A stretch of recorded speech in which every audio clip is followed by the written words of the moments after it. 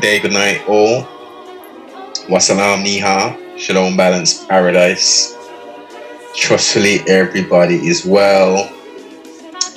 It's a beautiful time to be in existence.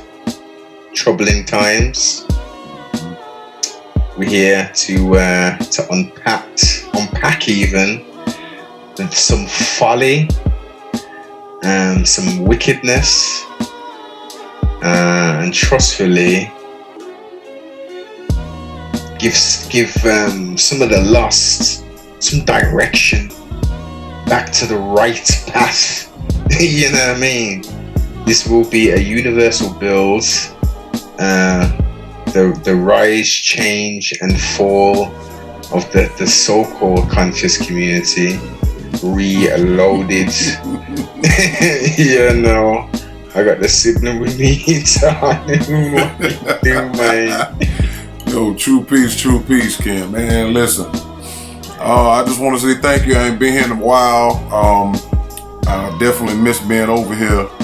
I've been doing fine. Like you said, I've been watching the beast wars between the Decepticons and the Autobots who still Decepticons. They all both sides of Decepticons, and it's a glorious time. Like you said, it's long overdue, but nobody is surprised.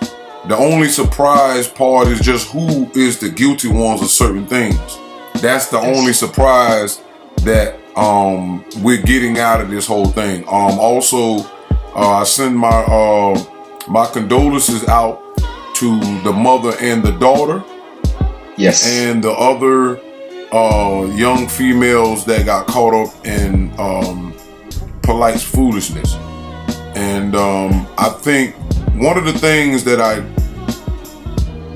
had a question on, because everybody, as far as the woman is concerned, this is why you have to understand why this culture or how America's set up is all set with booby traps. Now, a lot of them want to blame the daughter, saying that she... siblings, before you continue, which makes no kind of logical sense, blaming a pubescent child. Right. But continue. And they saying that, you know, I think YK The Truth, a big YouTube, and some other people were saying that the daughter may have propositioned him for either for personal reasons, because she wanted what she seen her mother was doing, or the mother may have been trying to set him up, right, to get his money and dip. But I hear the hypothesis. Right. So my thing was, regardless, now if we throw out what we know about Polite up to this point, if you look at it from that standpoint, it still would have been up to him to not to be in that position. Even if we throw out the whole thing about the mother saying, wait, let me get dressed and we can all go together. If you throw all that stuff out, we know none of that. The point was, you should have never been in a not only was you in another motel room, you was in your own motel room, right? And two, why would you allow yourself to be propositioned by a 14-year-old? That because now it shifts to the adult and the type of mind the person has. If you throw away everything else, so the whole thing is he can't escape from that either way it goes. Then two, I said, what type of background does the mother have? Meaning, what drew her to Polite in the first place? Or how did y'all end up in the same place? What is it, did you do any research on this man? Or are you the type of female that you just look at the basics? Okay, he looked like he could take care of himself. He could take me out. That's how far it went. Then these are the things that women and men, do when their children end up in these situations where they end up being victimized with their children. So that's how I was saying with that. Then the mother has to question herself, and she have to look at her background, because these are the things that people don't understand. You have to look at the background part of yourself and say, how did I get here? That's what they don't look at. Now the other part of it is the fact that he had 2 other young ones he was dealing with before. And this is the problem why Sarnetta is trying to scapegoat and buck dance, because Sarnetta is still talking about, you know, he want to overlook the fact that he told 3 years ago that you know, Renentet, aka Tajane, ran away from her mother to be with him after he was with the mother. Now, so the whole thing you have to look at, the mother need to come out and talk now, because we don't know how far that went. I think they went to court or something and it got thrown out. But the question is, why didn't Renentet's mother still become a face out there to tell her side of it, to form displeasure? Yes. Okay. Now the answer could be, and I'm not trying to go out on a limb to that extent, but the answer could be that Polite got her to do some things that she can't come out and say, because that's what Dr. York did, and other people who go into certain types of sexual situations with multiple people, they are blackmail the participants so they don't talk.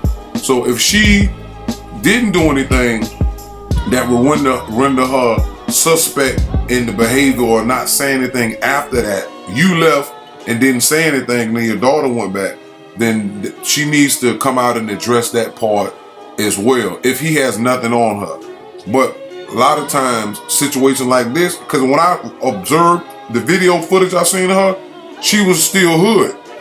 You know, she wasn't like following suit to that point, from what I was gathering from Inky and the rest of certain people talking about Renentet's mother.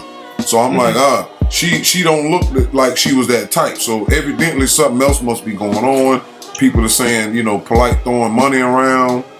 And throwing money around. So does you know, as a parent, you know, are you gonna say a financial piece of gain is gonna be worth me not talking the truth? I think it's more of throwing money around to other people, to threaten other people. And I say this, and the reason why now, based upon the information that I'm seeing that's coming out, is that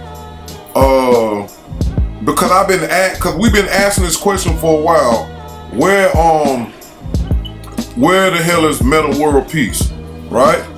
Mm-hmm. Now we know that something happened between them, and we haven't seen them for a while. Now, according to Tasha K, she was saying that Rolls Royce that Polite was sitting in belonged to Floyd Mayweather, and he just uses that Rolls Royce when he want to go shopping. And then she also said that Polite is still dealing with Artez and another dude named John. So when I looked up Artez's last name, that's Meta World Peace name. Y'all really think he got money, don't you? You really think he has money? He went live from a Rolls Royce, and y'all say, oh my God, he's got money. You know whose Rolls Royce he was in? This is Brother Polite, just in case y'all don't know. Let me give a little backstory, just in case people are just now tuning in, okay? This is a man who has conned his way into the ministry, trying to save black people, trying to give them the original teaching of where they come from, and in turn sold supposed stock market secrets from anywhere from $5,000 to $10,000, okay? Shit that he got. I'm not gonna put his last name out, but his name is John. Okay, John is from Miami. John runs a big finance company, and John and his brother met Polite in New York, thought that he had a gift. John and his brother have worked on Wall Street. They gave him just a little bit of the secrets, and when he sold y'all on that bullshit, he just took it back to John and them, and they helped a lot of people make a lot of money that he stole. Now you would think with him making $5,000, $10,000, $20,000 a pop from people, that he would be able to buy a Rolls Royce. That little beat up ass Rolls Royce he's driving in is Floyd Mayweather's shopping car. The house that y'all think he has in Beverly Hills, that house belongs to Ron Attest. Remember how he's always talking about, I got a house in the hills? The house in Miami that he goes live from is John's house. So, if I'm correct in that, so she's still. Well, it is. Yep. Yeah. So, Meta World Peace and Polite still dealing with each other. They just on the low, and she said that Meta World Peace and somebody named John that works in Wall Street gave Polite some type of valuable information. He took it and was making mad money out of it and bringing it back to them. So now we're looking at money laundering and RICO charges, because that means Meta World Peace is scandalous too. Insider trading as well. It could be, because the guy, if you're dealing with a person on Wall Street and they dealing with inside trading, if there's somebody on Wall Street giving some outsider some information, then he made millions. Yeah, that's inside trading. In 2015, Martha Stewart's main brand name sold for just a fraction of its original worth. Many have attributed the devaluation to Stewart's widely reported legal troubles concerning insider trading. In 2004, she was sent to prison for 5 months for related charges. So what did Martha Stewart do wrong? What exactly is insider trading? Well, in 2001, Stewart allegedly obtained non-public knowledge that a particular stock investment was about to lose money, and she dumped the stock early. This kind of knowledge is also known as insider information. It is only available to high-level executives or major shareholders in a company known as corporate insiders. While corporate insiders are allowed to trade any stocks, they must register potentially conflicting trades with the Securities and Exchange Commission. It's illegal to use insider information to profit from potential stock changes. This disadvantages public stockholders and betrays investor trust, which is vital to the health of the stock market. However, just because insider trading is illegal doesn't mean people don't still do it. There are usually huge amounts of money on the line, and the risk of getting caught is often very low. A study cited by the New York Times in 2014 claims that a quarter of all public company deals involve some kind of insider knowledge. The SEC has limited resources, so they only pursue the largest and the most legally viable cases. They can also be slow to respond to reports of illegal activity, taking more than 2 years on average to announce litigation. Additionally, many criminal charges aren't legally viable because the divide between intentional insider trading and pure coincidence is often murky. Many traders simply claim they got lucky to have sold off their stock before it devalued. This gray area is one of the reasons that Martha Stewart was never actually convicted of insider trading itself. She went to prison because she was caught lying to federal investigators about her role in the scandal. The SEC does its best to monitor suspicious trades. They act on tips or complaints, and they have market surveillance tools that track when large purchases or sales of stock happen. If they do make a conviction, any insider tip givers or tip receivers can get 25 years in prison. Individuals may also be fined up to $5 million, and companies may be fined up to $25 million. The largest aggregate fine for insider trading in history happened in 2014, where multiple guilty parties working with a hedge fund group faced penalties totaling $1.8 billion. Insider trading is one of the most common white-collar crimes, perhaps because it often seems to be victimless. But a prominent U.S. attorney involved in many Wall Street executive prosecutions says nothing could be further from the truth. The market is a victim. And the loss of trust in the public stock market will hurt the entire country's economy. Ever wondered what it would take to crash the stock market? We've got a video on some of the worst market crashes in history. A crash represents a steep, sudden decline in the value of market prices, and it can often lead to an economic depression. Yeah. So now, what's concerning, and it seems to be highlighted, so much when you actually really start to do the investigation that so many people are doing, is this blackmail thing. I mean, outside, what we see on the television and what we read historically, COINTELPRO and all this kind of stuff, it seems that, pardon self, some of these Negroes are adopting some of the so-called devil's tactics and utilizing them against the 85 or the so-called conscious people. I think it's a little bit of all of that. I think that some people was just scheming, like all of the names are there. Dr. Ali Muhammad, Minister Inky, Taj Tariq Bey. It's a lot of people that were scamming around that time with their products.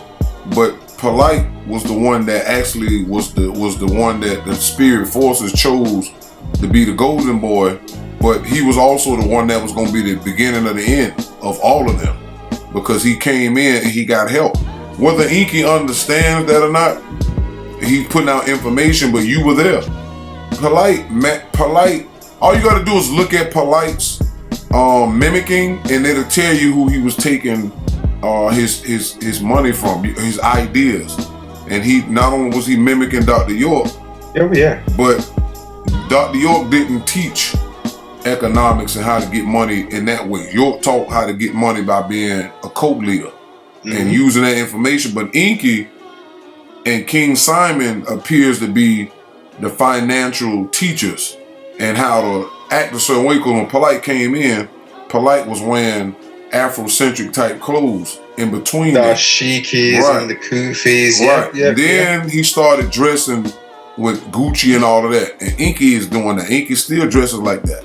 And that's what I'm telling you, that this is why I did a video called What Are the House of Conscious Black Power Rules, because if y'all claim to be about black liberation, whether in America or in Africa, there are certain dress codes and rules. And so the thing is, why was Inky being allowed to come forth through Sarnetta's platform wearing Caucasian jewelry and designers, and a lot of those designers were homosexuals, and they didn't invest into black people and black liberation. So Polite was mimicking all of the people before him. When you start getting into the Moorish and the status correction and the paperwork, all that came from those Moors who didn't follow Noble Drew Ali, as far as, because Noble Drew Ali no one dealing with sovereignty in that aspect. Renegade Moors. Right, there you go. Those are the ones that he took from them. I'm gonna keep saying her name, Abundance Child. She all of them was part of all of that crap. I told you before, I was following some of that stuff that ended up losing my apartment playing around with that stuff, with that paperwork, because the judge and them don't care about that. Quick disclaimer, I already know that I'm going to get so much backlash from this video. If I was into doing shit for likes, I would probably have way more social media followers if I cared about that shit. That's not what make me get where I need to get. It's the business, the contracts, and establishing the proper relationships. But there are things that are being projected within the melanated community which are completely wrong. And the elder Taj Street Bey is responsible for some of these things that have been coming out over the last 20 years. And people feel like he's infallible because he's an elder, or because he's older, he can't say anything wrong. And that's not necessarily accurate. And that's not necessarily right for us to allow that to technically continue. Because Taj Street Bey, he's responsible for the right to travel cards. He partnered up with RB Bay Publications. They still push that shit.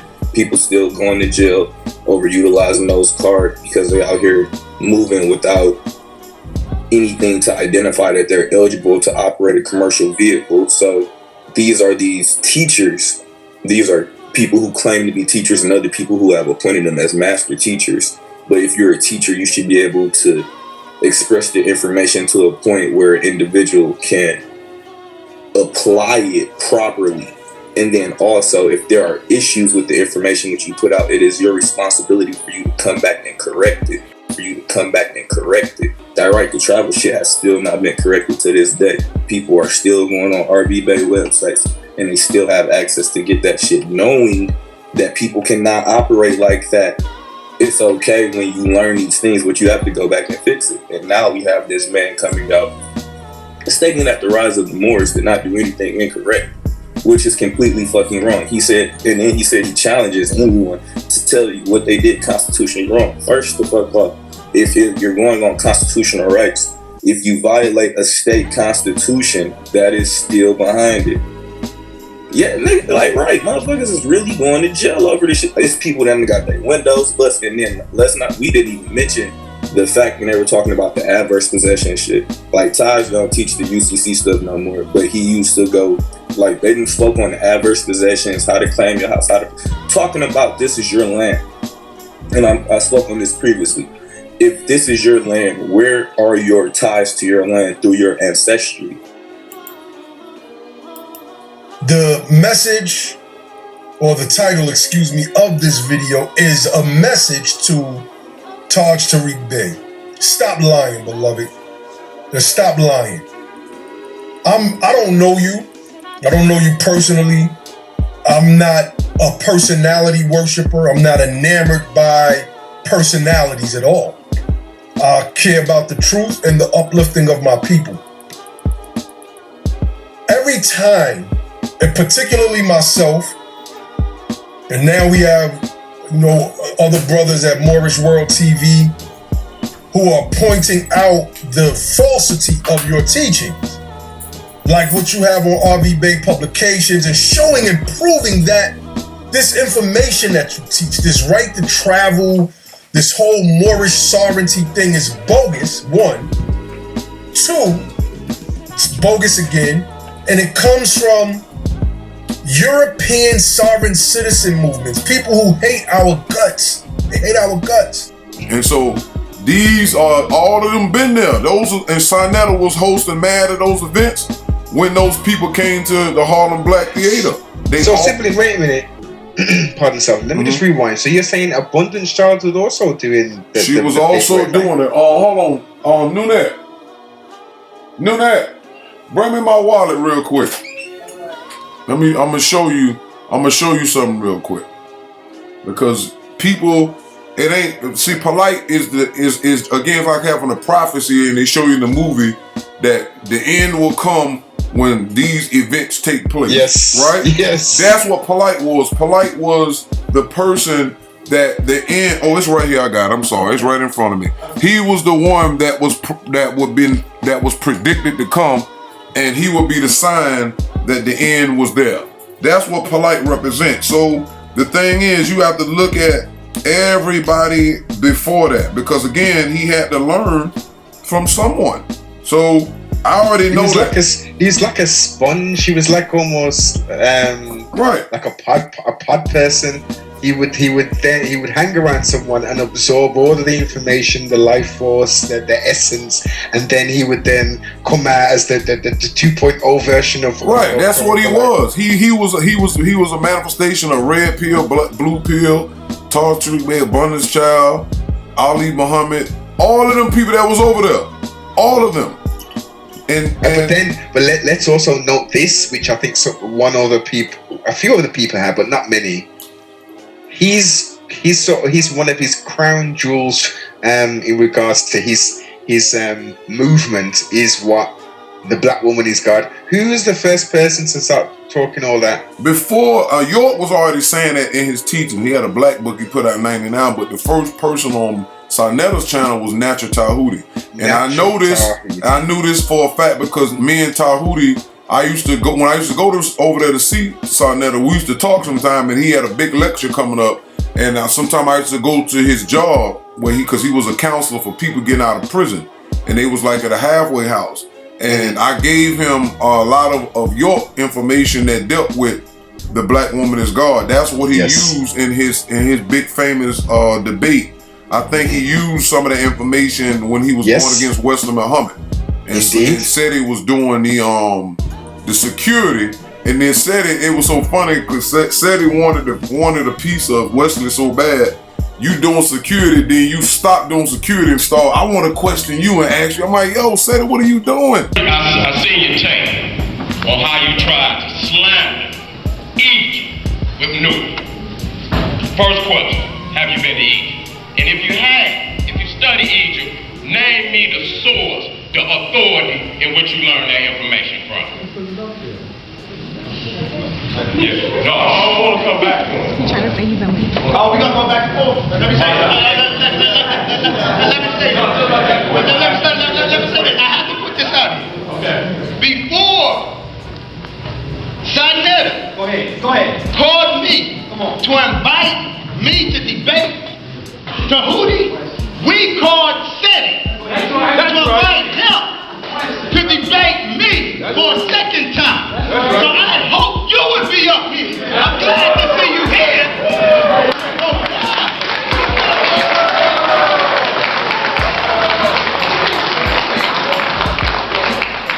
We should be having this discussion on stage. I'm glad you're here to support your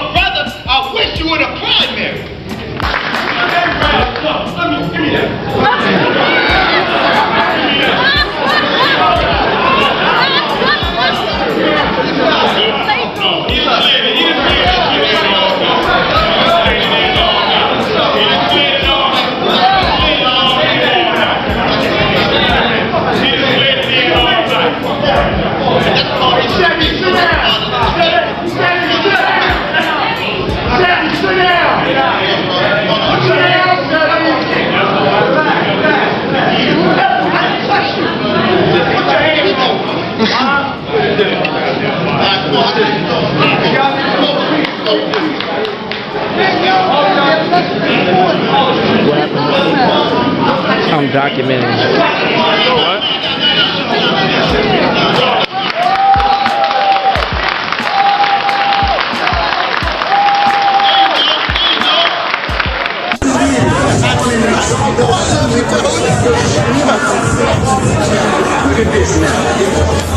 That's the best part right there.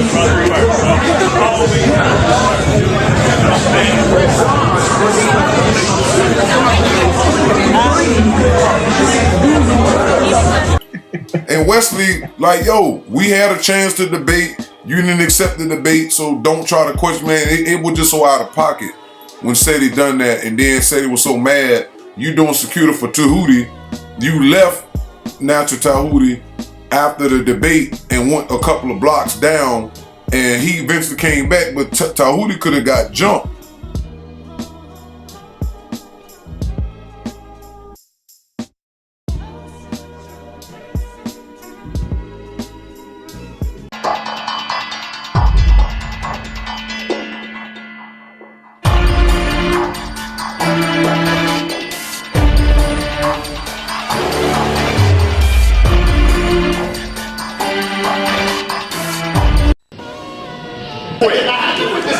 Okay.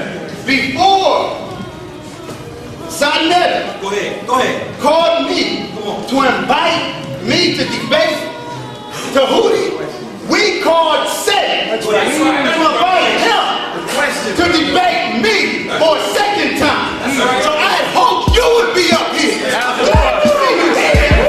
I'm glad you're here to support your brother. I wish you were the primary. The question is, have I been to Kenya? No. All right. All right, I want to get back to what I'm saying. No, sir. We're not debating. You asked the question. You could have debated, but you chose not to. That question is like monsters who think that because they made a vacation a high, that qualifies them to speak intelligently, academically about classical Islam. Because you made an educational trip. Because you made an educational trip. I studied Medinet. I would love, Brother Seti, to go back and forth with you on the Medinet. Let's talk about Egyptian, bro. See, because you visited a place, don't qualify you. You got conquered. You get it with conquered.